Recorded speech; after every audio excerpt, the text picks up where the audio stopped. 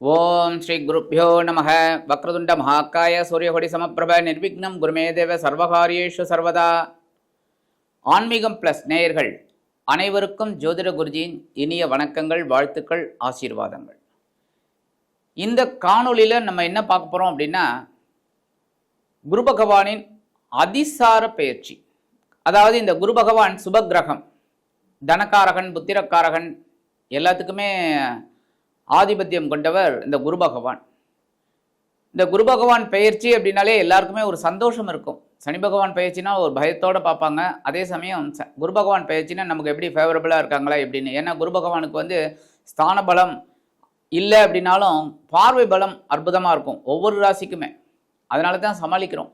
அந்த வகையில் சுபகிரகமான குரு பகவான் இதுவரைக்கும் மிதுன ராசியில் இருந்தார். இப்போ அதிசாரமாக கடகராசிக்கு வரப்போறார். அதிசாரம் அப்படிங்கிறது என்னன்னா, இந்த சூரிய பகவானோட இழுப்பு சக்தி, அப்படியே ஈர்ப்பு அப்படியே வேகமாக வரும். சில சமயம் ஒவ்வொரு தடவை இந்த மாதிரி நடக்கும், சில சமயம் நடக்காது. அந்த வகையில் இந்த வருஷம் பார்த்தீங்கன்னா குரு பகவான் அதிசாரமாக வரார். அதிசாரமாக கடகத்துக்கு உச்சமடைகிறார். ஏன்னா கடகம் அவருக்கு உச்ச வீடு. ரொம்ப அற்புதம். அந்த வகையில் இந்த குரு பகவான் 18/10/2025 முதல் கடகராசிக்கு அதிசாரமாக பயணம் பண்ணுறார். 11/11/2025 வரைக்கும் அங்கேயே இருக்கார். அதுக்கப்புறம் அங்கேயே வக்ரகதி அடைகிறார். கடகராசியிலே உச்சமடைந்து வக்ரகதி அடைகிறார். அது கிட்டத்தட்ட பார்த்தீங்கன்னா ஒரு 24 நாட்கள். அதுக்கப்புறம் டிசம்பர் 5ஆம் தேதி அவர் அப்படியே அதே ரெட்ரோகிராட்டில், அதாவது வக்ரத்திலேயே மிதுனத்துக்கு போயிடுறார், வக்ரகதியிலேயே. ஆக இந்த புனர்பூச 4ஆம் பாதத்தில் மட்டும்தான் இந்த சுழற்சி நடந்துட்டு இருக்கு. அதிசாரம், அதே சமயம் வக்ரம். இந்த குரு பகவான் புனர்பூச 4ஆம் பாதத்தில் தான் இருக்கார். அந்த வகையில் இந்த குரு பகவான் தான் நின்ற இடத்திலிருந்து 5ஆம் பார்வையை விருச்சிக ராசியை பார்க்குறார், 7ஆம் பார்வையை மகர ராசியை பார்க்குறார், 9ஆம் பார்வையை மீன ராசியை பார்க்குறார். இந்த 3 ராசியுமே புனிதமாயிடுறது. ஏன்னா குரு பகவான் பார்வை பார்த்தாலே புனிதம். ஆக இந்த 3 ராசியுமே அற்புதமான பலன்கள் பெறப்போகிறது. மற்ற பலன்கள் எப்படிப்பட்ட ஒவ்வொரு ராசிக்கும் இருக்க போகிறதுங்கிறத பற்றி பார்ப்போம். அதுக்கு முன்னாடி சப்ஸ்கிரைப் பண்ண அனைத்து இனிய நெஞ்சங்களுக்கும் எங்களது மனமார்ந்த நன்றிகள். சப்ஸ்கிரைப் பண்ணாதவங்க பண்ணிக்கோங்க. சப்ஸ்கிரைப் பண்ணவங்க ஃபுல் வீடியோவும் பார்த்துட்டு லைக் பண்ணுங்கள், ஷேர் பண்ணுங்கள், கமெண்ட் பண்ணுங்கள்.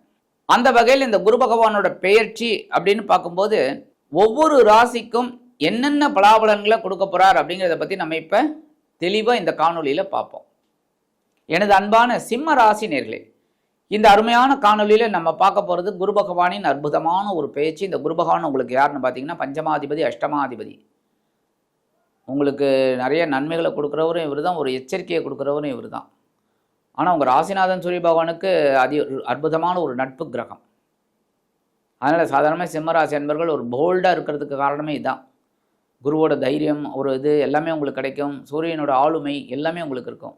அந்த வகையில் இந்த குரு பகவான் உங்களுக்கு எங்கே இருந்தாருன்னா அற்புதமாக லாபஸ்தானத்தில் இருந்துட்டு நிறைய நன்மைகளை கொடுத்தாரு. இல்லைன்னே சொல்ல முடியாது. தயவுசெய்து பொய் சொல்லாதீங்க. ஏன்னா நிறைய சிம்மராசி என்பவர்கள் நான் கேள்விப்பட்ட விஷயத்தில் கொஞ்சம் பரவாயில்லை, நல்ல வருமானம் வந்தது. உத்தியோகத்தில் இருக்கிறவளுக்கு டபுள். ஆனால் கஷ்டப்பட்டீங்க. கஷ்டப்படாமல் எதுவுமே கிடைக்காதுங்க. கஷ்டப்பட்டு சம்பாதிக்கிறது நிலைக்கும், கஷ்டப்படாமல் சம்பாதிக்கிறது தான் போயிடும். நீங்கள் ஆனால் கஷ்டப்பட்டு சம்பாதிச்சிங்க. அந்த பண வரவு உங்களுக்கு ரொம்ப சந்தோஷத்தை கொடுத்தது. அதேமாரி தொழில் வியாபாரம், படிக்கிற குழந்தைகள் நல்லா படிச்சிங்க, விளையாட்டு துறையில் இருக்கிற குழந்தைகள்லாம் சாதனை படிச்சிங்க, பேப்பர்லலாம் வந்தது. குடும்பமே சந்தோஷமாக இருந்தது, தேசமே சந்தோஷமாக இருந்தது. ஏகப்பட்ட சந்தோஷங்கள். லாபஸ்தானத்தில் இருந்த பொன்னவன் அற்புதமாக அள்ளி அள்ளி கொடுத்தான், இல்லைன்னு சொல்லவே முடியாது. அந்த வகையில் இந்த குரு பகவான் இப்போ அப்படியே ராசி மாறி அதிசாரமாக இப்போ எங்கே வர போகிறாருன்னா விரயஸ்தானத்துக்கு வர்றார். விரயஸ்தானத்தில் உச்சமடைகிறார். உச்சமடைந்த குரு பகவான் என்ன கொடுப்பார் தெரியுமா? உங்களுக்கு ஏகப்பட்ட விரயத்தை கொடுக்க போகிறார். எப்படிப்பட்ட விரயம்? திருமணமாகாத குழந்தைகளுக்கு திருமண யோகம் உண்டாகும். அதாவது இந்த சிம்மராசி அன்பர்கள், அந்த சிம்மராசி அன்பர்கள் அந்த அவளுக்கு குழந்தைகள் திருமணத்துக்கு இருப்பா பார்த்தீங்களா, அவளுக்கெல்லாம் நல்ல திருமண யோகம் உண்டாகும். அதேமாரி உத்தியோகத்தில் இடமாற்றம் கிடைக்கும். தொழில் வியாபாரத்தில் ஒரு இடமாற்றம், எப்படின்னா வேறு மாதிரி கொண்டு போகலாம் அந்த தொழிலை அப்படிங்கிற மாதிரி ஒரு சிந்தனையெல்லாம் கிடைக்கும். எப்படின்னா ஒரு அபிவிருத்தி பண்ணலாம், நிறையா ஒரு முதலீடை போட்டு கொஞ்சம் பண்ணலாம் அப்படிங்கிற மாதிரிலாம் இருக்கும். அந்த முதலீடும் உங்களுக்கு விரயம் தானே. கேபிட்டலாக போய் உட்காரும், இல்லைன்னு சொல்ல முடியாது. ஆனால் அதை வச்சு தானே நீங்கள் பர்ச்சேஸ் பண்ண போகிறீங்க, எல்லாமே பண்ண போகிறீங்க. அப்போ அது ஒரு சுப விரயமாக இருக்கும் உங்களுக்கு. அந்த மாதிரி சில விஷயங்களில் நம்ம கவனமாக இருக்கணும். என்னென்னா இந்த சாப்பாட்டு விஷயத்தில் கவனமாக இருக்கணும். ஏன்னா அப்போ தான் மருத்துவ செலவுகள் குறையும். சுப விரயங்கள் உண்டாகலாம், அசுப விரயம் உண்டாகக்கூடாது. கரெக்டாக? ஏன்னா அனாவசியமான செலவு அப்படிங்கும்போது அதேமாரி விலை உயர்ந்த பொருளெல்லாம் வாங்கக்கூடிய ஒரு யோகம் உண்டாகும்.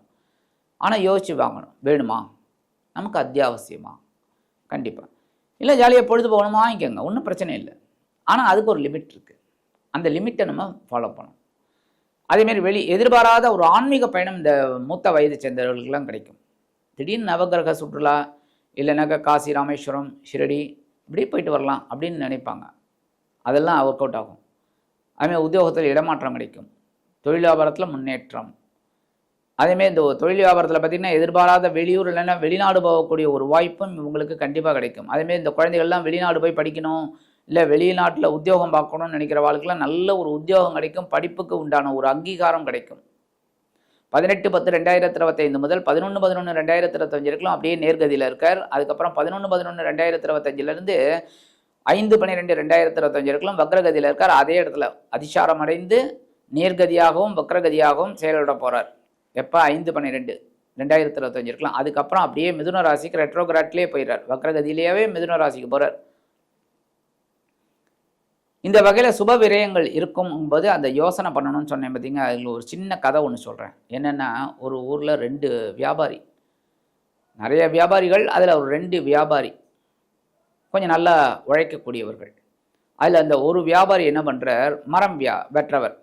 2 பேருமே மரம் வெட்டுறவங்க, மரம் வெட்டி சம்பாதிக்கிறவங்க. அதை எடுத்துன்னு வருவாங்க, வெட்டி அதை கரியாக்கி வியாபாரம் பண்ணுறவங்க. சில பேர் மரமாகவே வியாபாரம் பண்ணுறோம். சரி, இன்னும் போகிறார் ஒருத்தர், கடவுளே டெய்லி இந்த மாதிரி ஒரே இதில் இருக்கே, எனக்கு ஏதாவது ஒரு முன்னேற்றமான ஒரு இதை கொடுக்கக்கூடாதா, கஷ்டத்துலேயேவா இருக்கணும் ஜீவனம் அப்படின்னு இதை ஒரு பூதம் கேட்டுருக்கு. பூதம் என்ன பண்ணுறது, எப்பா இங்கே வா, உனக்கு ஒரு 5-6 மரம் காமிக்கிறேன், எல்லாத்தையும் வெட்டிக்கோ, என்ன அது நல்ல பூதம், வெட்டிக்கோ சம்பாதிச்சுக்கோ அப்படிங்கிற. ஆஹா ரொம்ப சந்தோஷம் அப்படின்னு. சரி, இன்னும்னு ஒரு 5-6 வகையான மரத்தை காமிக்கிறது. 5-6 வகையான மரம். அவன் என்ன பண்ணுறான், காலையிலேருந்து சாயந்தரம் வரைக்கும் எவ்வளோ வெட்ட முடியுமோ அவ்வளோ வெட்டிடுறான், சிரமம் பார்க்காம. அத்தனையும் கட்டி வண்டியில் வச்சு எடுத்துன்னு வந்துடுறான். எடுத்துன்னு வந்து வகை வகையாக பிரிக்கிறான். பிரித்து ஒவ்வொரு வகையாக கொஞ்சம் கொஞ்சமாக கறியாக்கி விற்கிறான். சில இதை மரமாக விற்கிறான். பயங்கரமான லாபம், பயங்கரம், நம்பவே முடியாது அந்தளவுக்கு லாபம், ஏகப்பட்ட லாபம். உடனே என்ன பண்ணுறான், வீட்டை சீரமைக்கிறான், பங்களாவாக கட்டிடுறான். ஏகப்பட்ட ஃபர்னிச்சர்ஸ், ஏகப்பட்ட இது எல்லாம் வீட்டுக்கு தேவையானதெல்லாம் வாங்கி போட்டுறான். நிறைய பணம் இருக்குது, கோடிக்கணக்கான பணம்னு வச்சுக்கோங்களேன், அவ்வளோ இருக்குது. இதில் ராஜா வேற சில மரத்தை வாங்கிக்கிறார் அவங்ககிட்டேருந்து. நிறைய பொண்ணும் பொருளும் கொடுக்குறாரு, வைடூரியம்னு வாங்கிக்கிறான். வாங்கி சந்தோஷமாக இருக்கான். ஏத்தாப்பில் இருக்கிற அந்த 2வது வியாபாரி பார்த்துட்டு வயிற்றுச்சல் படுறான். என்னடா இது இப்படி இருக்கானே, திடீர்னு ஒரு நாள் போனால் சம்பாதிச்சுட்டு பெரிய ஆள் ஆகிட்டான். ஆனாலும் அவன் போயிட்டு மரம் வெட்டின்னு இருக்கான், மரம் வெட்டி சம்பாதிச்சுட்டு இருக்கான். அந்த 1ஆம் அவன், இந்த 2ஆம் ஆள் வந்து 1ஆவன்கிட்ட போய் கேட்குறான். அவனுக்கு பொய் சொல்ல தெரியல, பாவம் அப்பாவி. அவன் என்ன சொல்கிறான், எப்பா ஒன்றும் இல்லைப்பா, இந்த காட்டுக்கு போனேன், மரம் வெட்டுறதுக்கு மரத்தை வெட்டி ரொம்ப புலம்பிருந்தேன், அப்போ ஒரு பூதம் வந்தது. பூதமா அப்படின்னு பயப்படுறான். அது நல்ல பூதாண்டா, இந்தமாரி அது சொன்னது, இந்தமாரி மரமெல்லாம் 5 மரம் இருக்குது, வெட்டி எடுத்துக்கோ அப்படின்னா. அதனால் நான் அதெல்லாம் வெட்டி எடுத்துன்னு வந்தேன், தரம் வர விரித்து நான் கொஞ்சம் கொஞ்சமாக விற்றேன், கொஞ்சம் காசு கிடச்சிது அப்படின்னு சொல்லி சொல்கிறான். உடனே இந்த 2ஆம் ஆசை வந்துடுறது. சரின்ட்டு நேராக அவனும் கோடாளி எடுத்துன்னு வண்டி எடுத்துன்னு, பெரிய வண்டியா எடுத்துன்னு நேராக போகிறான். போயிட்டு புலம்புறான், எப்பா என்னப்பான்னு. உடனே அந்த பூதம் வருது. என்னப்பா புலம்புற, அன்றைக்கி தான் ஒருத்தன் வந்து புலம்பின்தான், நான் தான் கைக்கு அமுச்சு விட்டேன். ஆமாம் அவன் சொன்னான். அப்படியா, ரைட்டுன்னு இந்த பக்கம் போ, இந்த பக்கம் 5-6 வகையான மரம் இருக்குது, நல்லா எடுத்துக்கோ, எடுத்துன்னு எவ்வளோ வேணாலும் வெட்டி எடுத்துன்னு போ அப்படிங்க, சம்பாதிச்சுக்கோ. ரொம்ப சந்தோஷம்ன்ட்டு நேராக போகிறான். ஏகப்பட்ட மரத்தை வெட்டுறான், எல்லாத்தையும் வெட்டுறான், அட்டி எல்லாத்தையும் வெட்டி. நல்ல பெரிய வண்டி தான் எடுத்துன்னு வந்திருக்கானே, நல்ல பெரிய வண்டியில் எல்லாத்தையும் வச்சு அழகாக கட்டி எடுத்துன்னு வரான். வந்துட்டு எல்லாத்தையும் எரிக்கிறான். நல்ல கவனிங்க, எல்லாத்தையும் மரத்தையும் எரிக்கிறான்.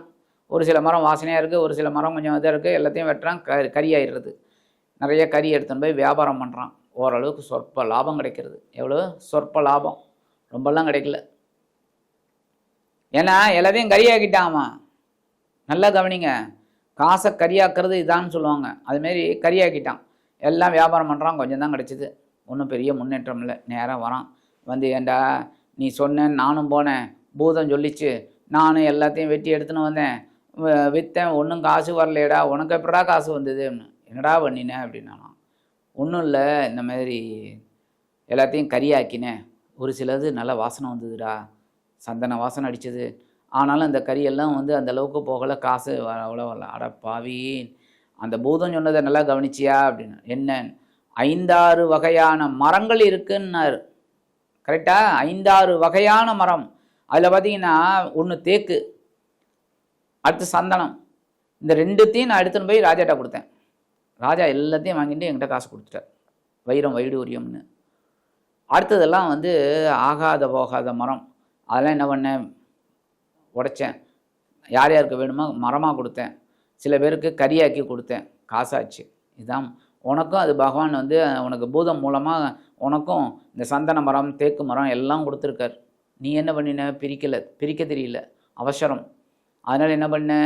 எல்லாத்தையுமே எரித்து கறியாக்கிட்ட. கறிக்கு என்ன காசு கொடுப்பான்? அதான். ஆக இந்த கதையிலேருந்து என்ன தெரியுது? புத்திசாலி முட்டாள் அது வேற. ஆனால் இதுலேருந்து என்ன தெரியுது? நம்ம காசை கறியாக்கக்கூடாது, காசை காசாக்கணும். எப்படி பண்ணணும் அப்படின்னு. அப்போ இந்த விரயஸ்தானத்தில் வர குரு பகவான் உங்களுக்கு விரயத்தை தான் கொடுப்பார், செலவை தான் கொடுப்பார்.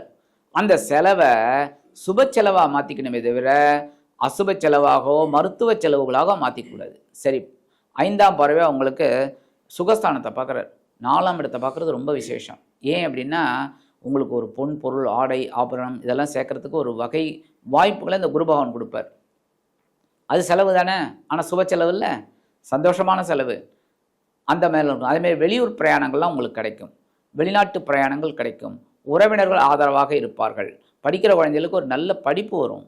அடுத்தபடியாக 7ஆம் பார்வை உங்களோட பகிர்வுணர் ரோகஸ்தானத்தை பார்க்குறாரு. அற்புதம். உத்தியோகத்தில் ஒரு முன்னேற்றம், நீங்கள் எடுத்த காரியங்கள் சிறப்பான வெற்றி, தொழில் வியாபாரம் முன்னேற்றம், எல்லாமே நல்லபடியான ஒரு இது. அடுத்தபடியாக கடன் சுமை கண்டிப்பாக குறையும், உடல் ஆரோக்கியம் திருப்தியை கொடுக்கும். அதுக்காகத்தான் சொன்னேன், மருத்துவ செலவுகள் வராமல் பார்த்துக்கோங்க. மற்றபடி 9ஆம் பார்வை உங்களோட அஷ்டம ராசியை பார்க்குறது ரொம்ப விசேஷம். கஷ்டங்கள் கண்டிப்பாக குறையும். நீங்கள் எடுக்கிற காரியங்கள், அந்த கஷ்டங்கள் எல்லாமே குறையும். நல்லபடியான ஒரு காரியங்கள் வெற்றி அடையும். ஒவ்வொரு விதத்திலும் உங்களுக்கு ஒரு முன்னேற்றம் கிடைக்கும். சரி, பரிகாரமாக என்ன பண்ணினா ரொம்ப விசேஷம்? கண்டிப்பாக குரு பகவான் வழிபாடு நீங்கள் பண்ணணும். குரு பகவான் காயத்ரி சொல்லுங்க தினந்தோறும். அது இல்லாமல் நவகிரகங்களில் உள்ள குரு பகவானை வியாழக்கிழமைகளில் நெய் தீபம் ஏற்றி உங்கள் பேரில் ஒரு அர்ச்சனை பண்ணிட்டு வாங்க. நிறைய பேர் என்கிட்ட கேட்குற கேள்வி அதான், என்னென்னா அர்ச்சனை சுவாமி பேருக்கு பண்ணணுமா நம்ம பேருக்கு பண்ணணும்? கண்டிப்பாக உங்கள் பேருக்கு தான் பண்ணணும். இதில் ஒரு மாற்று கருத்தே கிடையாது. ஏன் அப்படின்னா சுவாமிக்கு கஷ்டங்கள் கிடையாது. சுவாமிக்கு நீங்கள் பண்ணி அவர் நல்லா இருக்கணும், அவர் எப்போவுமே நல்லா தான் இருப்பார், நம்ம தான் நல்லா இருக்கணும்னு வேண்டிக்கணும். அப்போ நமக்கு தான் நம்ம பேர் சொல்லித்தான் அர்ச்சனை பண்ணணும்.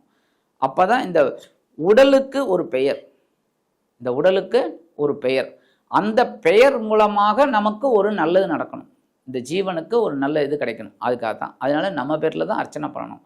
ஆக இந்த சின்ன பரிகாரம் நீங்கள் பண்ணினாலே உங்களது பஞ்சமாதிபதியும் அஷ்டமாதிபதியுமான குரு பகவான் உங்களது விரயராசியில் இருந்தாலும் அற்புதமான ஒரு முன்னேற்றமான பலன்களை கண்டிப்பாக கொடுப்பார் என்று கூறி விடைபெறுகிறேன். நன்றி, வணக்கம். மீண்டும் ஒரு அருமையான பதிவில் நான் உங்களை மனமகிழ்ச்சியோடு சந்திக்கிறேன். வாழ்த்துக்கள். வாழ்க வளமுடன்.